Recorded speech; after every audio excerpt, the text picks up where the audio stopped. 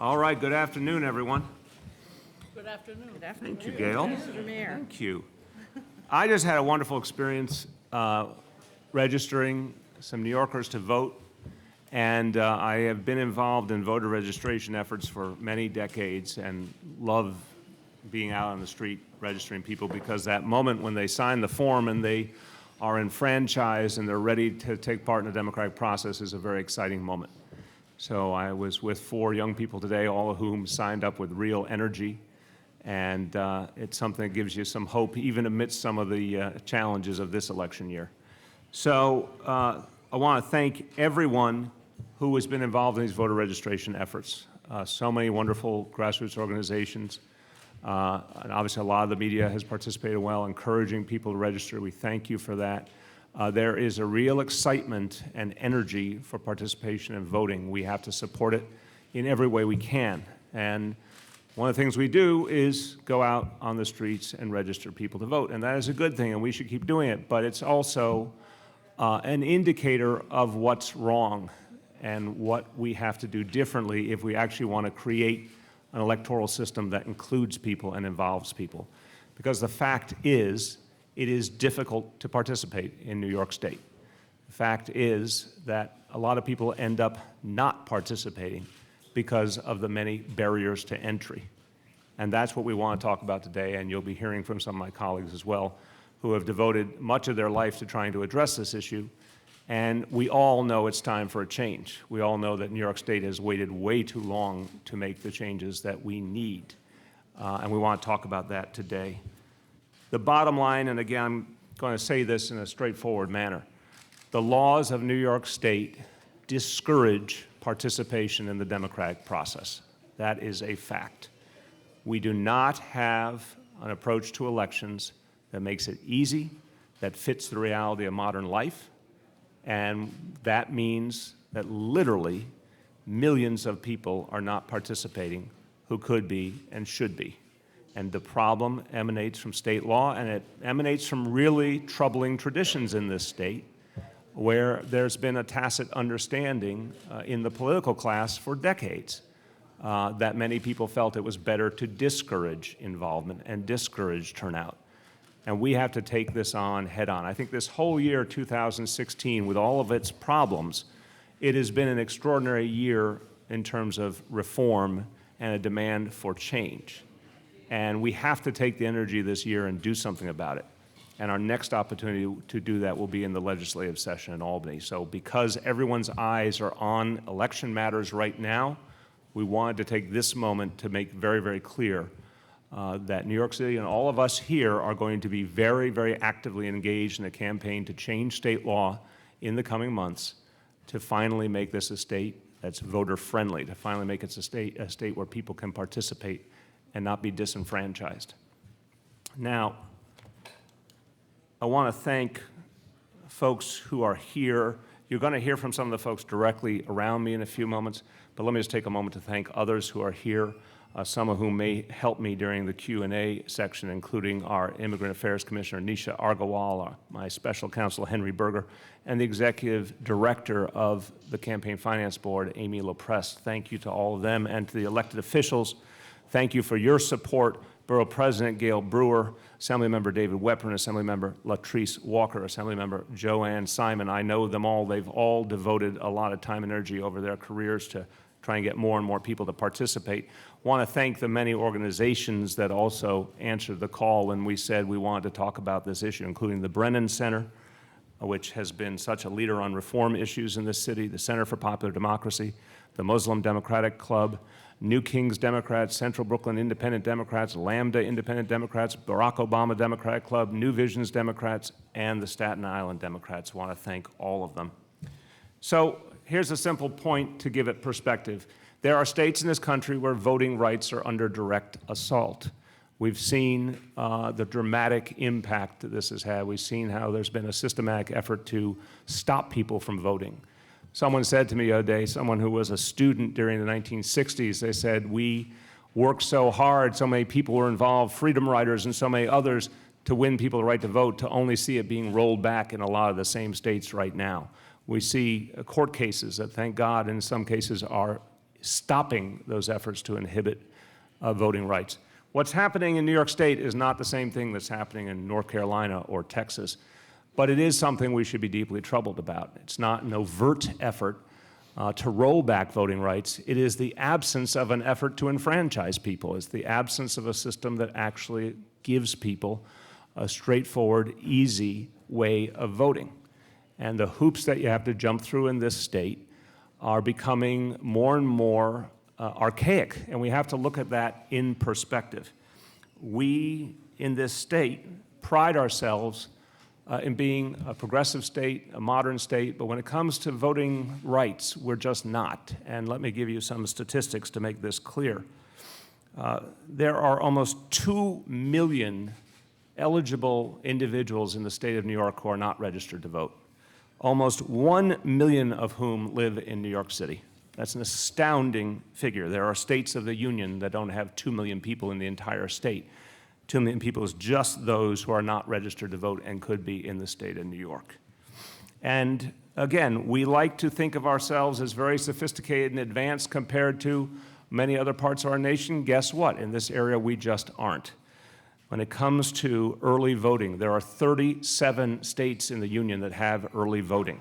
Georgia has early voting, Oklahoma has early voting, Texas has early voting, New York State does not. When it comes to same-day voter registration, 13 states and the District of Columbia have same-day voter registration. Wyoming, Idaho, and North Carolina have same-day voter registration. New York State does not. There are 32 states and the District of Columbia that already use electronic poll books, e-poll books, to help cut down on wait times while voting. Alabama, Arkansas, and Florida have this innovation. New York State does not. And New York State, in fact, is one of the only states in the Union that doesn't have any of these three reforms. We're the only large state in the Union that has none of those three attributes. The next one you can count after us is Kentucky as a place that does not have any of those three reforms. So it's time for fundamental change. I had a number of these items in my campaign platform when I ran for mayor. Again, a lot of the organizations here and individual leaders have been working for years and years for this. It's time to break the logjam. So we must have same-day voter registration in the state of New York. We must have early in-person voting in the state of New York. We must have no excuse absentee voting, and we must have electronic poll books. Those fundamental changes will finally enfranchise voters in this state. One of the things I referenced before, we saw an amazing political development this year, the extraordinary campaign of Bernie Sanders that brought so many millions of people into the political process, so many of whom want to be active participants in our democracy, so many of whom get immediately discouraged when they run into these kind of roadblocks and the sense that the process actually is trying to leave people out rather than include people. We saw that very vividly here in the city in another related way, when the Board of Elections inadvertently removed 120,000 voters from the rolls in New York City, an incredibly discouraging moment and troubling moment, and one that sent a horrible message to New Yorkers about whether they mattered in the democratic process. I made very clear at the time, I wish I had direct control of the Board of Elections in the city. I don't. The state controls it. But we do have the power of the purse. And we said at the time we would offer the New York City Board of Elections $20 million to make a series of fundamental reforms. To this hour, that opportunity, that offer has not been accepted by the New York City Board of Elections. And I reiterate, they should accept that offer and they should move forward with reforms.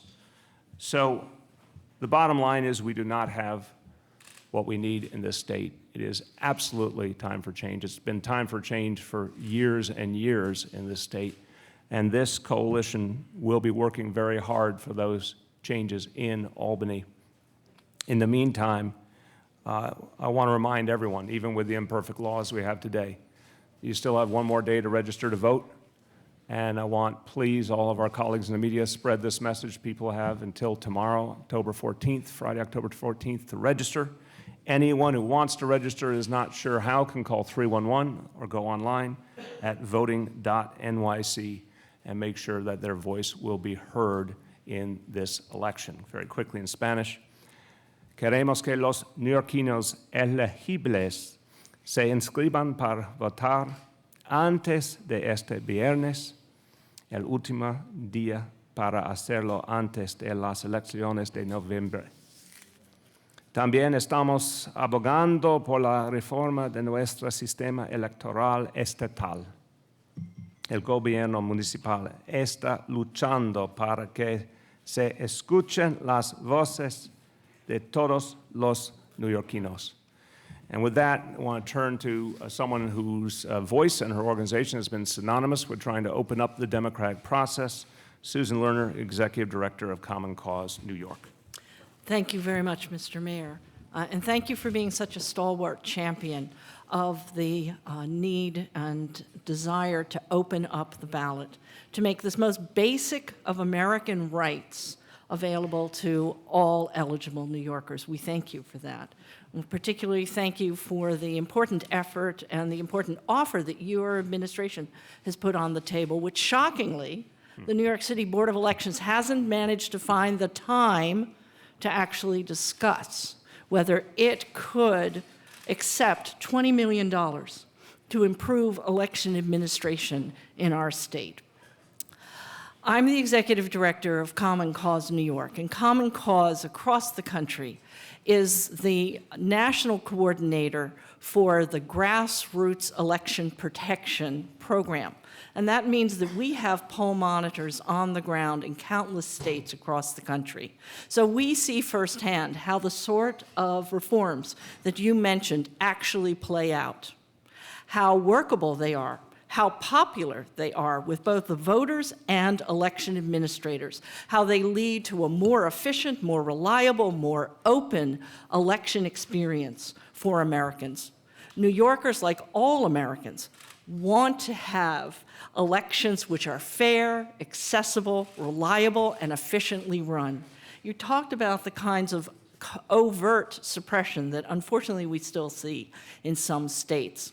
But I would suggest that a poorly run election administration like we have here in New York City, the largest jurisdiction in our country, is a form of soft voter suppression.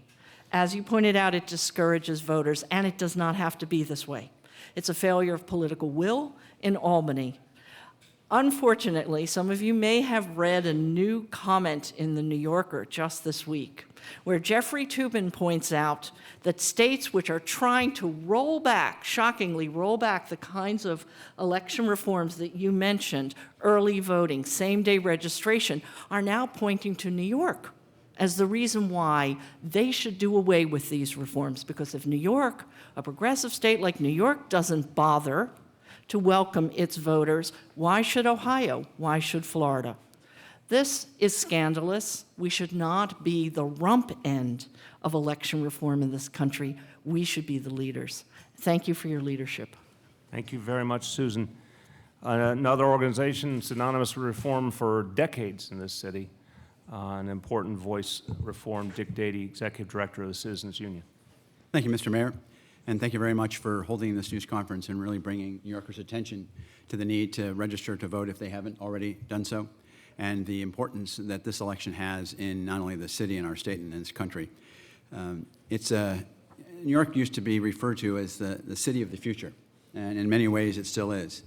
But we have a state, New York State, that is actually a state of the past. And these comparisons that have been drawn just shows how antiquated and old-fashioned New York's approach to elections has been, not just for the last couple of years, but for decades and a century or more.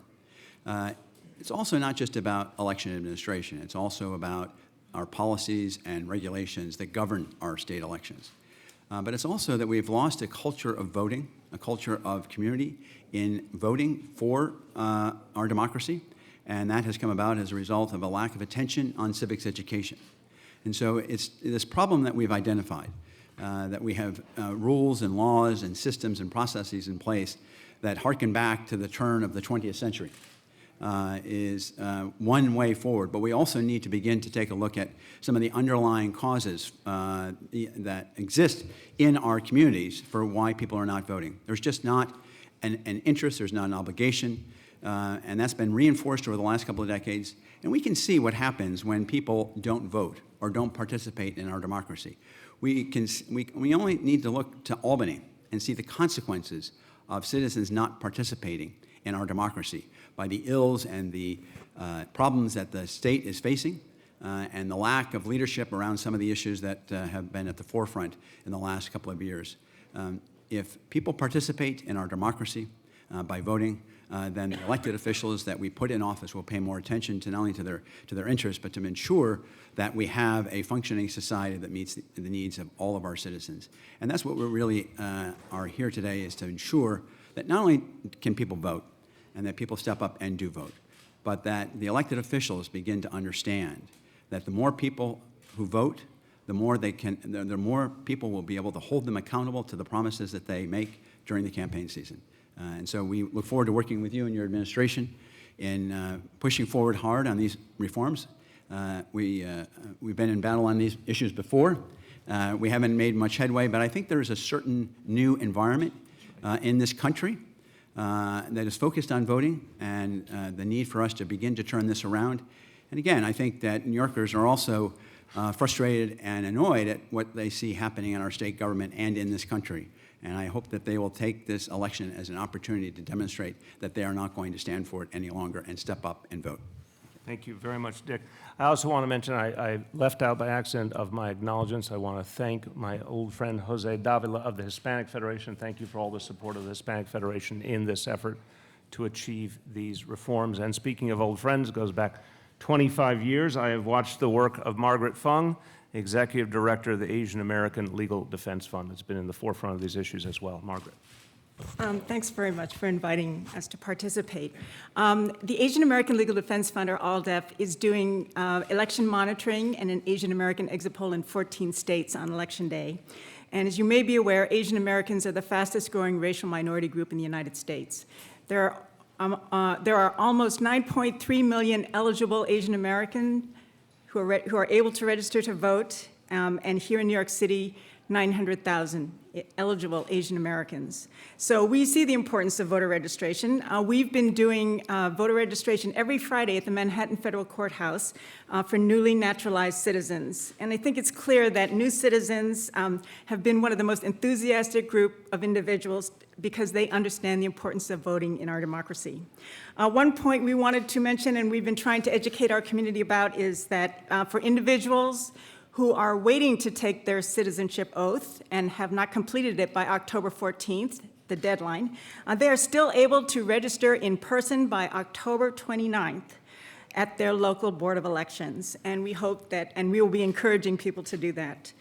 I think it's really important that Mayor de Blasio is supporting these election reforms. We need Congress to restore the Voting Rights Act and to make changes in a very important federal statute that was weakened by the Supreme Court. We need our state legislature to make some real changes regarding absentee voting, early voting, and other methods. New York City in 1994 was the first city in the nation to have fully translated Chinese language ballots, which was required under Section 203 of the Voting Rights Act. So we're especially glad that the city, Mayor de Blasio, has gone beyond the federally mandated languages to translate voter registration forms into 11 languages. So I think in the Asian American community, many people feel that our voices will not be heard, but I think we know that that's not the case because we're going to show up in record numbers on Election Day. So thank you very much. Thank you so much, Margaret. And now back to the aforementioned Jose Davila of the Hispanic Federation. Thank you, Mr. Mayor, for bringing us all together today. We appreciate your efforts to roll up your sleeves and stand outside with us and register voters. It's not only symbolic, but it's important to make sure that people see you there doing the work that we all need to do. Hispanic Federation actually has registered over 20,000 voters this year, and we know that these reforms the mayor is proposing, and we all support really, will mean a lot. We see that in the weeks leading up to the election, last month, people finally start paying attention in droves. And so while we may get 100 voters a week in the summer, we'll get 1,000 or even 5,000 voters a week, depending on how many voters we're registering.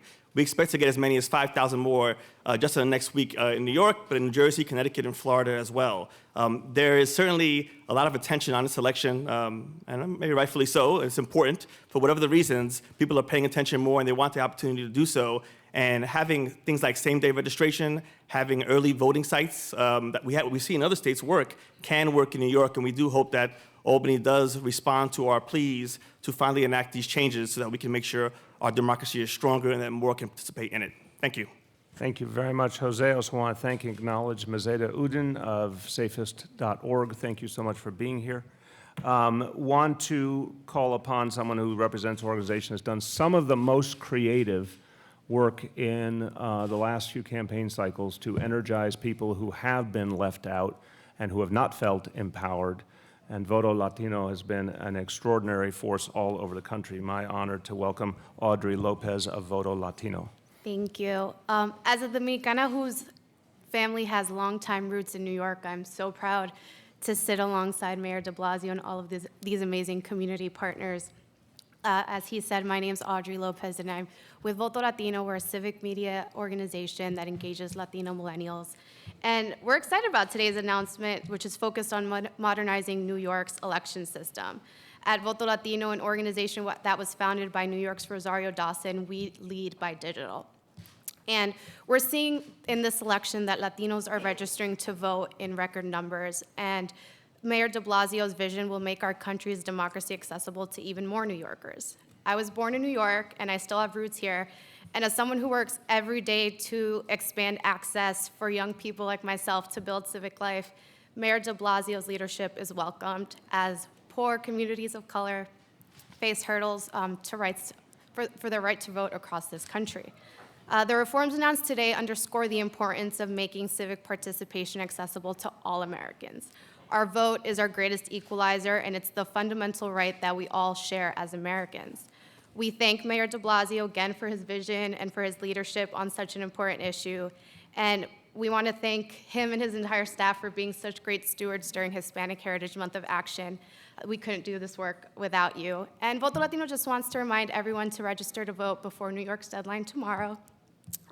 We're going to continue to work tirelessly day in and day out until our country reaches perfect participation. And it's partnerships like these that make us believe that that's achievable. So thank you. Thank you very, very much. Now, as I introduce Assemblyman Brian Kavanaugh, the Assembly, I want to note we've talked about 4 different areas of reform. The Assembly has passed 3 of those pieces of legislation in the last session. And the Assemblyman was the prime sponsor on several of them. He'll talk about it, but I just want to say at the outset, I am entirely frustrated. I want to echo Dick Dady's words at how archaic our system is. It has to change. But I do want to credit and thank the New York State Assembly for having taken real tangible action for reform in the last legislative session. With that, the prime sponsor of some of this key legislation, Assemblymember Brian Kavanaugh. Thank you very much, Mr. Mayor. It's really a great honor to be here with you and also with the tremendous leadership here today.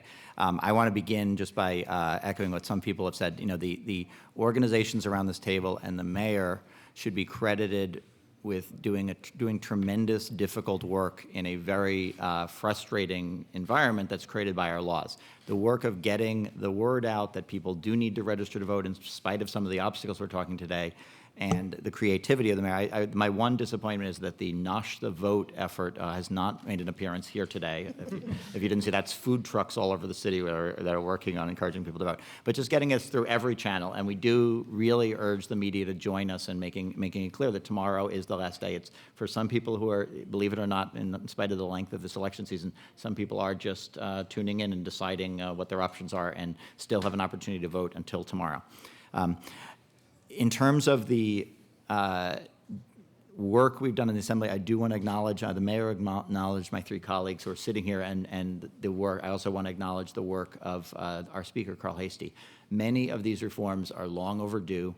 I introduced a no-excuse absentee voting bill about 8 years ago, and we got as far as getting it voted out of the Election Law Committee. This year, the Assembly moved the same-day voting, the early voting bill, the no excuse absentee bill, the electronic poll books, a ballot usability bill has passed the Assembly a few times called the Voter-Friendly Ballot Act. We passed a bill to allow pre-registration with 16 and 17-year-olds a number of times now. So much of this work, and I would be the first to acknowledge that it's long overdue, but in an Assembly that is increasingly focusing on these things, we have moved and put very strong bills before the Senate to be enacted into law. It is unfortunate that the Senate hasn't taken those up. I want to compliment the mayor for zeroing in on the key. This is a very robust and very thoughtful package. From the moment you attempt to participate in our process, the voting system puts obstacles in your way, and that's what needs to change. So in many states, when you're 16 or 17 and you're first going to the DMV, you can pre-register to vote. Or when you're still in high school and still, beginning to engage in the civic process, you can pre-register. In those states, then that registration turns effective immediately upon your 18th birthday with just some minimal verification. The deadlines to vote in this state are early and rigid and unnecessary. In this day and age, you ought to be able to register right up to the deadline to vote. We don't allow people to get to vote other than in person, except under very unusual circumstances. We, which is very rare in America, impose an obligation that you have a specific reason to not be able to vote in person on Election Day, and you have to get an absentee ballot. So if you're not unavoidably absent from the city on that day, if you have, for example, childcare duties that cause you to be somewhere in the city but you can't vote, or you've got work obligations, you've got other things, you cannot by law get an absentee ballot. There's no reason for that kind of restrictiveness. And finally, early voting. At this point, there are very few things in this life that you need to show up in one window of time on one day and participate in. Most states have realized that early voting not only makes it easier for voters to participate, but also makes it far easier to administer the elections. It means you find problems with ballots and find problems with the election administration and before Election Day, that you can correct them. And it also means that you reduce that crunch that you often see on Election Day that makes it difficult for our poll workers to work. All of these things need to change. They are all pretty straightforward reforms that have already been enacted in many states and are working elsewhere. It is high time that this state take them on. And again, I credit the mayor for championing this, for using, when he mentioned the power of the purse before, that challenge to our city board to take city resources and use them effectively really is a terrific initiative as well. And with the support of all the folks here, I'm very optimistic that we're going to move forward on these in the near future. Thank you very much, Brian. Finally, Gail Brewer has been a champion of reform for many, many years, and is the kind of person who goes out to the streets and registers people to vote and does all those other things to get them to vote. Thank you. And it should be easier. Thank you very Manhattan much. Borough President Gail Brewer. Thank you very much, Mr. Mayor. He just says I'm old. I'm old. I also want to thank Neil Rosenstein. He is from Nyberg, and he had a ponytail and brown hair when he started working on these issues. So thank you very much, Neil. And I want to thank the League of Women Voters, because I know you've been doing this for a long time. And I love the students. The president of the Student Council from New York City Tech is here, and the vice president. And there's certainly millennials and people who are part of this effort. Couple of things. One, New York, I believe, is, and others will know better than I, 44 out of 50 states in terms of our participation. That sucks.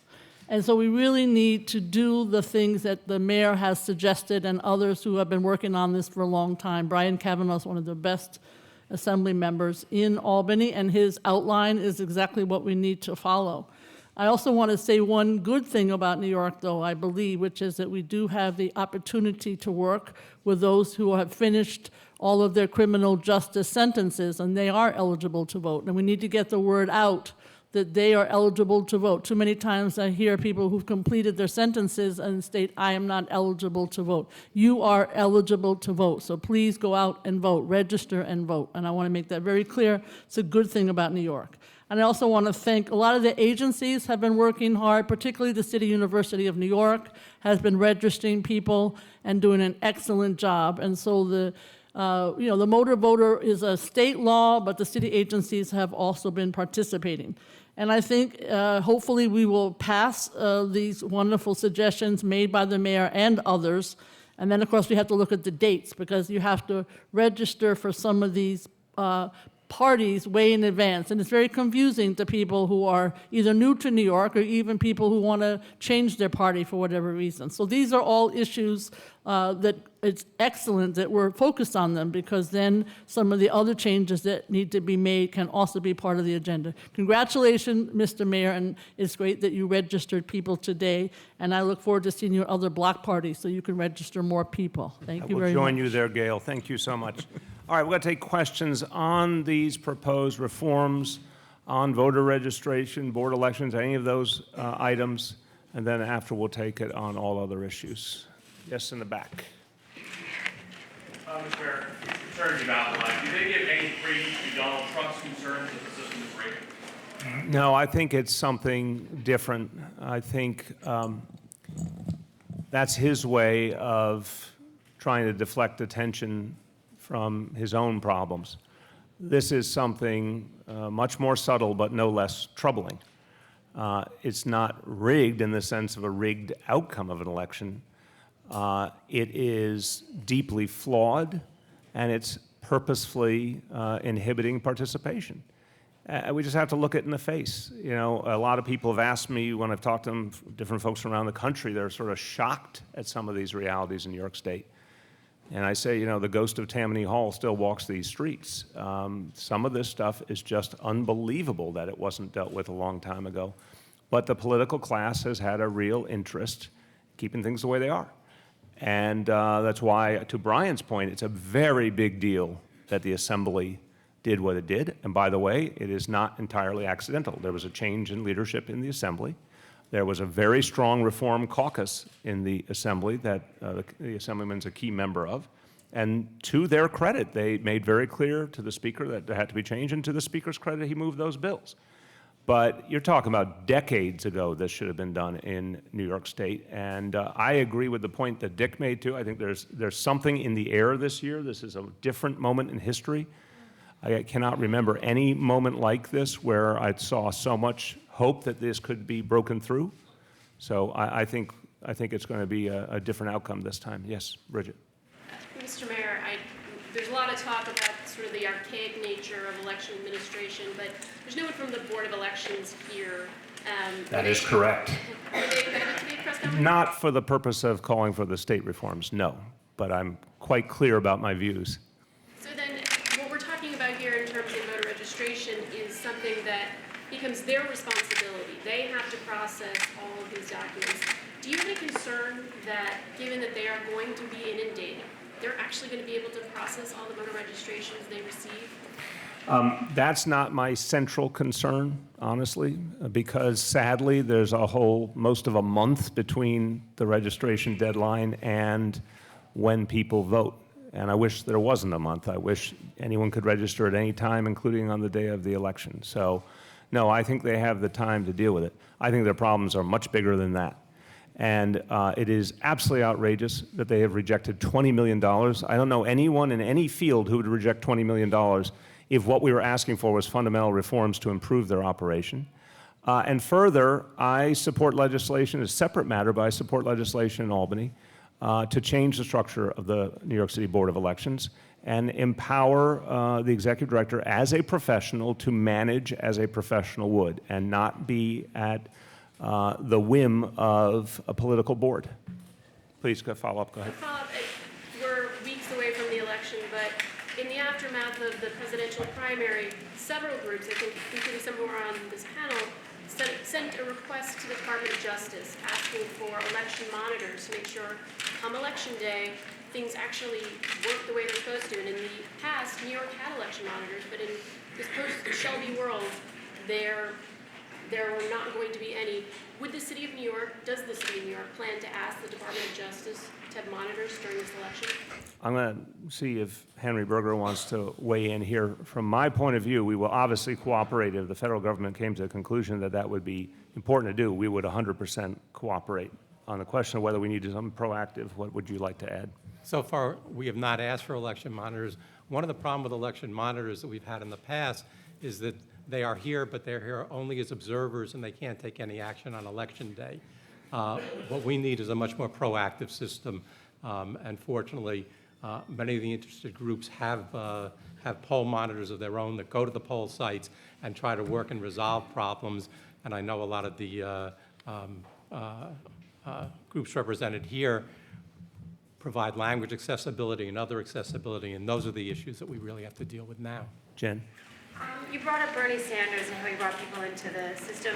I mean, why not support open primaries? And that was one of the problems that, people have to choose what party they have often before they know, who's running or like if it's going to be a tight primary. It's a very good question. I believe that parties mean something, and that if you're going to determine the choice of a party, you should be a member of the party. And you've seen obviously in a number of states the kind of energetic microphone, the strategic way people in the other party like jump into the opposite primary just for the day and then jump back out. I find that troubling. I don't think that helps to determine the personality and the platform and the character of a party, to have a lot of folks jump into the process who really are not part of the party. And look, this year, for example, led to a very progressive Democratic Party platform. I would not want to see a bunch of people signing up just for the day as Republicans, for example, to water down where the Democratic Party was going.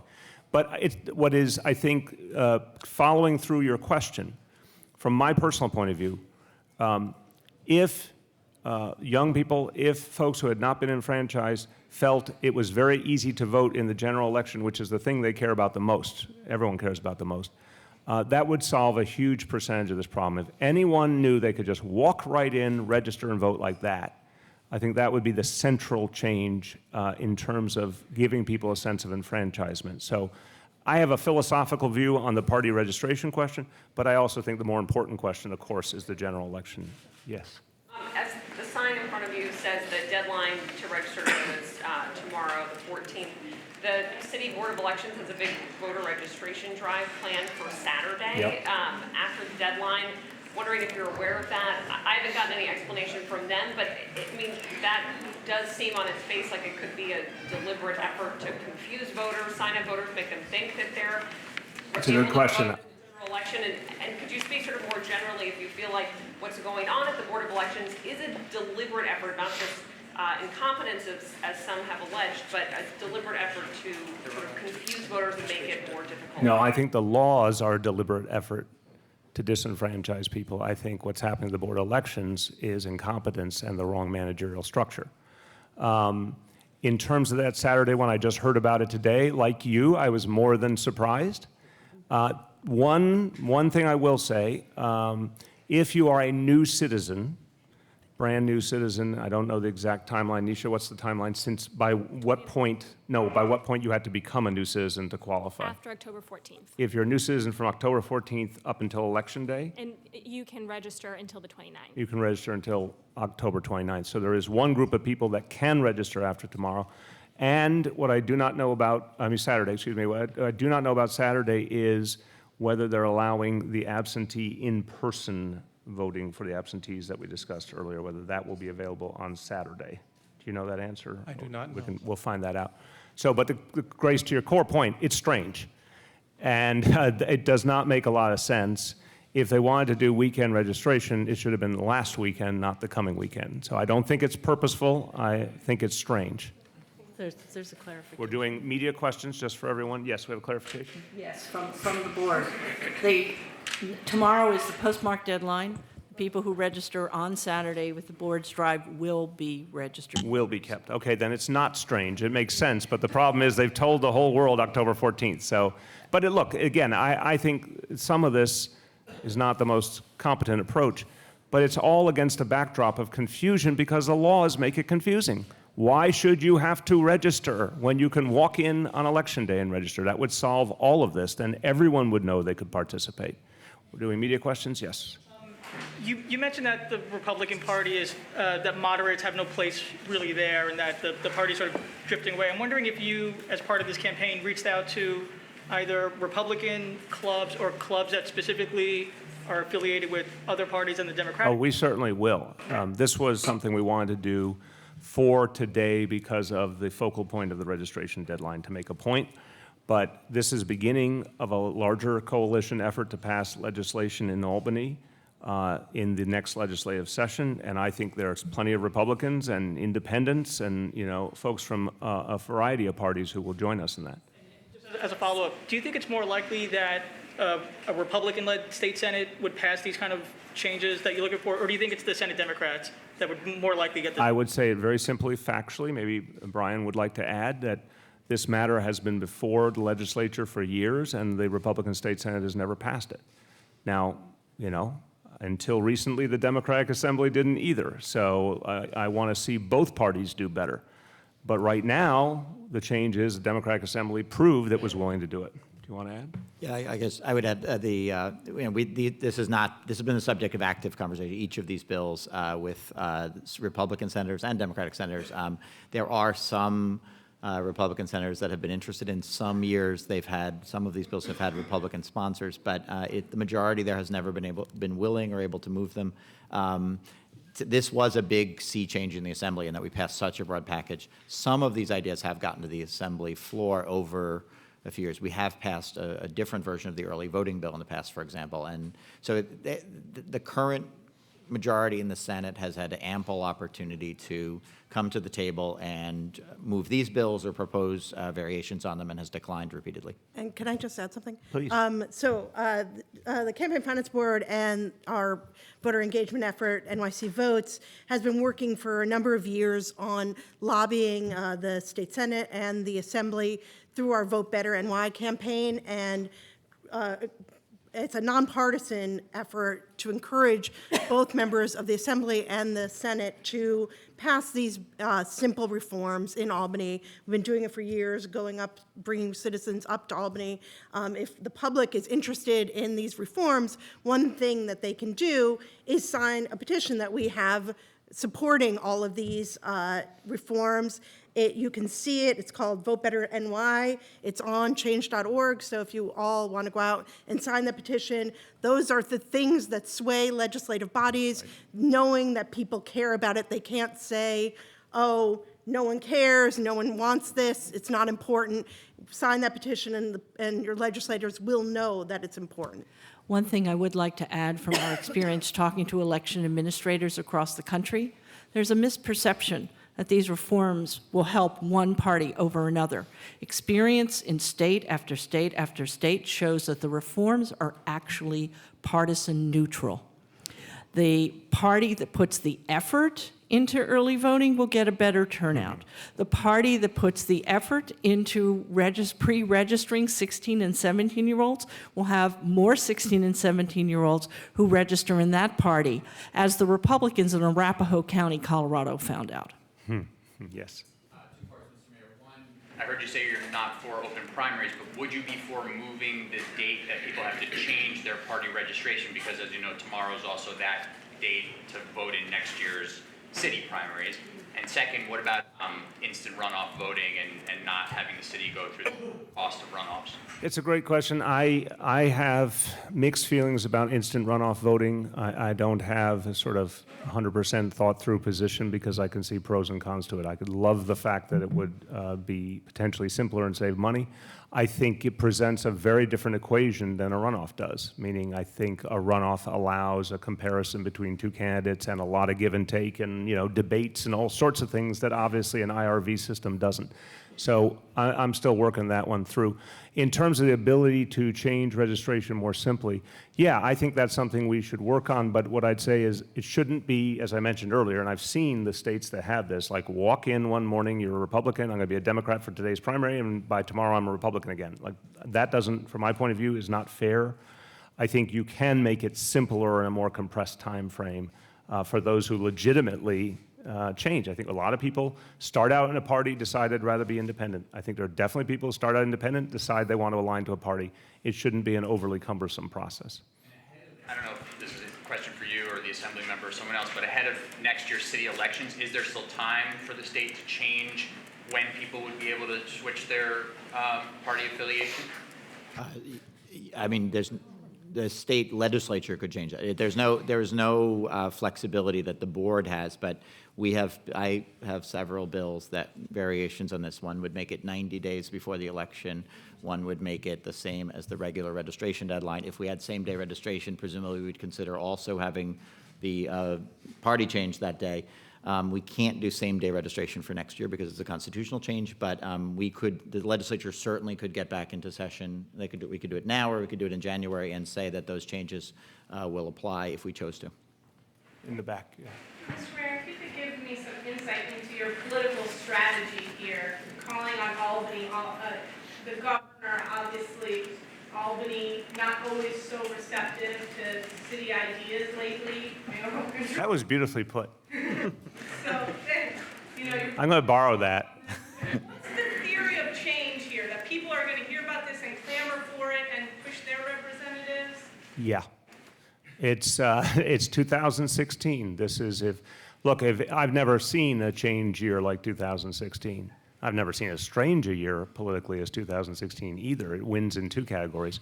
But no, there's a huge movement for change happening in this country.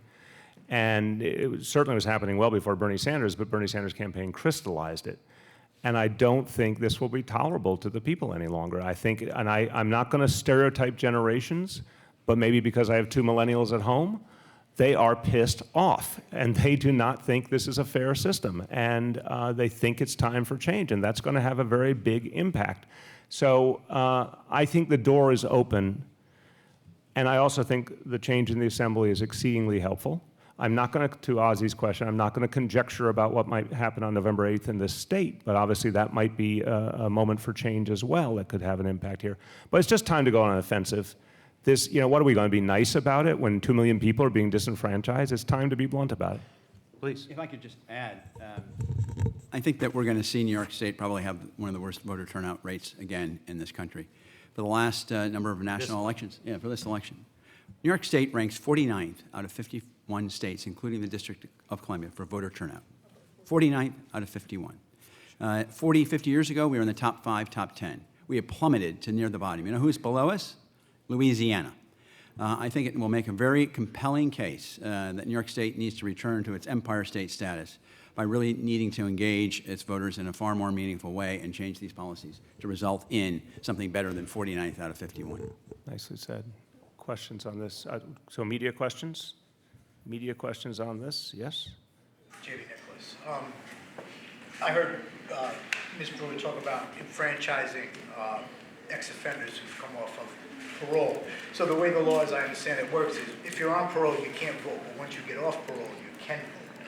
So I haven't heard that proposed as a part of the reform package, that perhaps we would extend the franchise for people who are abiding by parole rules while they're on parole that would allow them to vote. I'm not expert enough on it, but Gail, do you want to speak to it? I know I just wanted to mention, because believe it or not, people who are finished with their sentence, they don't know that they can vote. So I wanted to make that clear. In terms of parole, I think it's something to be discussed. There are bills. There are definitely bills, and there's a large coalition. But we haven't talked about every conceivable election reform. We have an even larger list, but the mayor has really hit the highlights. Believe me, a large coalition here in the city and statewide is working on exactly that change. Right. The mother lode here is same-day registration and early voting. Those two would take that 2 million number and fundamentally change them. Media questions, last call on this topic. Media questions, Rich. So, Mr. Mayor, recently Donald Trump urged his supporters to vote for him on November 28th. I hope they do. Good idea. That's right. Despite the comical nature of that, though, you talked about more interest in this election. Do you attribute that to Trump because of the way the numbers have gone up and watching the debates and the unpredictability, let's say? So interest and participation are two different things, and Dick's point is very much of a concern. Will we see more participation, less participation, or consistent neutral because of this? I would say there's been a lot of shock value, entertainment value, sort of conflict value in this election, which has led people to watch. I also think there's a huge number of people who are very disappointed and discouraged because of this election. That being said, I've said it many times, the Democratic primary was one of the best primary seasons I've ever seen in terms of, meaningful debate and two candidates who really energized large masses of voters to get involved. So I don't know what's going to happen on November 8th. I fear the discouragement dynamic very, very deeply. And who could blame anyone who looks at all this and feels pained by it, right? I think the antidote is to just open up this system and do it very quickly and try and reset our democracy in favor of participation. Please. One more on topic. Do you support online voter registration? Yes. And something that is a step above what currently exists? Is that something that you would support since it's only through the DMV now? Yeah, I want as much that encourages participation as possible, and Henry may have more expertise, but the way I would say it is this. I think the point was made earlier. It's a totally different world today in terms of people's time, energy, schedules. We have all these other things. We worked on paid parental leave, and we worked on paid sick leave, and all sorts of other things that were about the reality of modern life and modern family. Could we acknowledge that our voting system totally doesn't work for the modern world, and that it discourages voting in many, many ways? And so, if we're not going to have same-day registration, which would answer that immediately, we should just have walk in and get registered. But if you're not going to have that, I want as many ways to register easily as possible. Henry, would you like to add? Yeah. We've worked on what I call semi-electronic voter registration with city agencies. We've rolled it out at DCAS, where if you register for a civil service exam, you can fill out your entire registration form electronically and transmit that information to the Board of Elections. The Attorney General has said that you can even transpose an existing signature onto the form, but the election law then requires you to print out the form and deliver it to the Board of Elections. And we're rolling out the semi-electronic part in other agencies, the city clerks and Department of Health, and we'll continue to do that. And they're ready, as soon as the state law changes, to do a full electronic transmission. So, But just before Brian goes, but just think about that for a moment. You can bank, you can return to the country from another country and go to a kiosk and check in. You can do almost anything electronically except exercise your right to vote. And you can't even qualify to vote meaningfully in an electronic manner. I mean, this is why it's not an accident. It's not an accident. It was done this way on purpose to discourage participation. Brian? Yeah, and I would just add that online, there are two different things that we're talking about here. Online registration, where somebody could go to a computer or a smartphone on their own and do the registration, is something that the Assembly, again, passed a bill that would authorize that in June. As Henry Berger mentioned, the Attorney General was asked by a county whether online registration is possible, and sort of gave this very legalistic, technical, correct in my view, but it turns out that if the signature is put on the piece of paper other than in ink and it's mailed or hand-delivered to the board, then it counts. So the person could literally do it online and somebody else could print it out and send it in. That actually might be a smart way to do voter registration in the future, given that opinion. But the simple fact is we ought to do what the mayor said, do this in a modern, sophisticated way with a thorough thing. And agency registration, you mentioned DMV does it. To have DMV do it, but many other agencies not do it, is problematic. It actually potentially skews the electorate in a arbitrary direction. So having every agency do that, when you have an interaction with a government agency, it is already federal law for almost a half a century that interaction is supposed to give you an opportunity to vote or to change your address. Most states, including New York, don't quite live up to that standard, but it's partly because it's so antiquated and paper-driven that it's very difficult. And 3 states have automatic voter registration. We passed it, and I will say Common Cause helped to pass it in Oregon and in California, where it's working very well. And California is a big place, so if you can do it there, you can do it here. Go ahead, Ozzie. Are there any elections that you could think of that might have been different had these reforms been in place? You narrowly avoided the runoff in 2013 and the Democratic primary. Are there any elections you think that might have been different? Sure, many of them. 2 million people. The template for our times is Florida in the year 2000, what was it, 335 votes or whatever? Of course. If you could have potentially added in any given district thousands or tens of thousands of new participants, of course it could have changed elections. I think that's what's so troubling about when you think about we don't even know the world that would have existed if everyone had been allowed to vote. Yeah. Do you support same-day registration for party primaries? I support same-day registration to vote. But what I'm going to say is, here's where I need to, I don't have a clean, perfect answer for you. What I don't want to see is what I think exists, I can't remember if it's Iowa or New Hampshire, where literally wake up in the morning Republican, vote Democrat, go back to being Republican later in the day. That's crazy from my point of view. So something that creates some boundaries and some rules that respects the fact that being a member of a party is supposed to have some meaning. But so maybe I'm misunderstanding your question.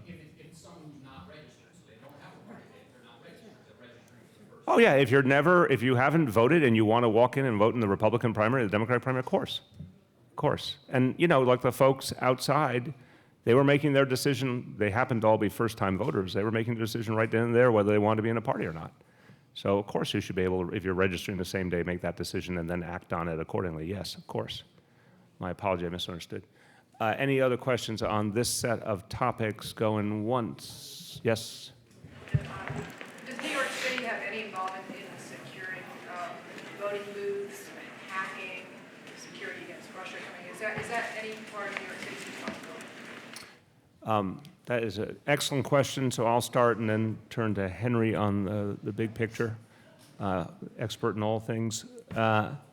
So the city has a very extensive cybersecurity effort in general. It's a big priority for the city of New York.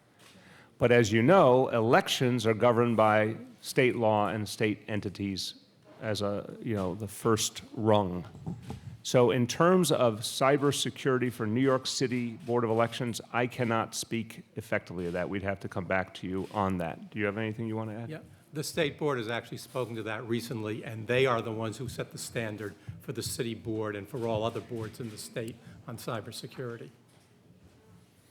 Okay, last call, going once, going twice. Okay, we're going to let folks who want to go back to reform efforts, go back to reform efforts. If you want to stay, you're more than welcome to, but anyone who needs to cut out, this is a good time to do it. Give them a moment. Change the world, call me when it's over.